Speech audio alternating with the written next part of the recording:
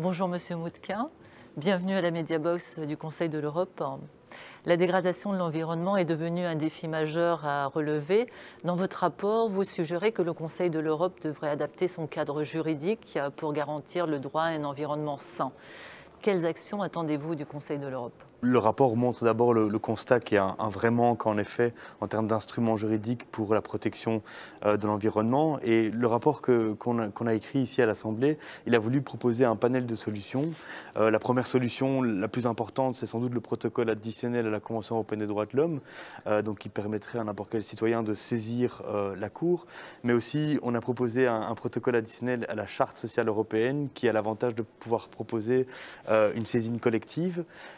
On propose aussi une convention à part entière, la convention 5P, qui est une convention qui est plus basée sur le principe de prévention et précaution, qui est du coup une convention vraiment à part entière. Et puis alors, dans le rapport, on développe aussi toute une série de propositions par rapport au fait que les entreprises sont un acteur majeur aujourd'hui et qu'il faut pouvoir encadrer et réguler aussi les entreprises qui parfois participent à une dégradation de l'environnement et à côté font ce qu'on appelle une politique de greenwashing.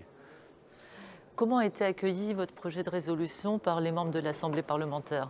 Mais écoutez, j'étais très surpris de voir qu'il a recueilli l'unanimité en fait. Je pense que c'est une grande victoire pour le Conseil de l'Europe, pour l'Assemblée aujourd'hui, de voir que tous les parlementaires de tous les groupes politiques, à part quelques abstentions, ont vraiment saisi l'urgence de l'enjeu. Je l'ai dit tout à l'heure, il y a vraiment un décalage entre il y a quelques années, il y a 10 ans, où on avait encore des personnes parfois climato-sceptiques dans des assemblées comme celle-ci, et aujourd'hui où tout le monde, à mon avis, en raison des nombreuses catastrophes aussi naturelles liées au réchauffement climatique, tout le monde se rend compte qu'il faut agir et donc le rapport, et d'ailleurs tous les rapports de ce matin qui concernent l'environnement, est passé à une large majorité.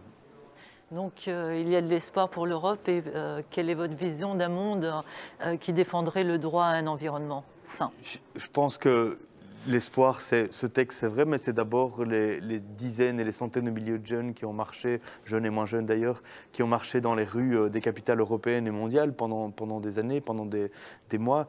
Je pense que ces jeunes, ils montrent que la solution, elle va venir de plusieurs côtés. Elle va venir des citoyens qui se mobilisent, qui doivent continuer à se mobiliser. Elle va venir des politiques qui ont enfin saisi l'enjeu. Je pense que maintenant, ils doivent concrétiser tout ça.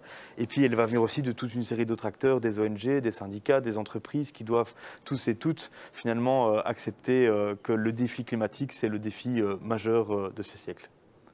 Je vous remercie beaucoup pour cette interview. Avec plaisir, merci. Au revoir. Merci, au revoir.